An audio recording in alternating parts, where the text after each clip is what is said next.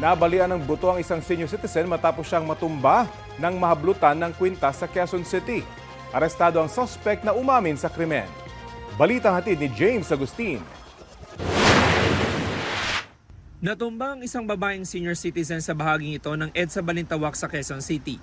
Buti na lang at hindi siya nahagip na dumaang sasakyan. Masda na may isang lalaki na nagmamadali paalis sa lugar na tila nakikipagpatintero sa mga sasakyan. Ang naturang lalaki hinablot pala ang alahas ng babaeng senior citizen na galing noon sa LRT station. Upon exiting the elevator, hinablutan nito ng suspect natin ng kwintas sa Baytulak. So makita natin sa CCTV, medyo mataas yung pinagbagsakan ng biktima natin. Itong biktima natin nag-sustain ng injury, fractured sa left femoral neck niya. Sa follow-up operation ng pulisya sa barangay Talipapa, naaresto ang 27 anyos sa sospek. Positibo siyang kinilala ng biktima na nagpapagaling pa sa ospital. Nabawi rin ang gintong kwintas na naisanlanan ng sospek sa halagang 5,000 piso.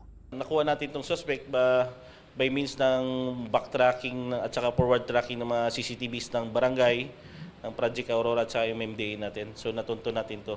Ayon sa pulisya, ikasyam na beses nang makukulong ang sospek na dati nang naaresto dahil sa pagnanakaw, carnapping at illegal na droga. Aminado ang sospek sa nagawang krimen.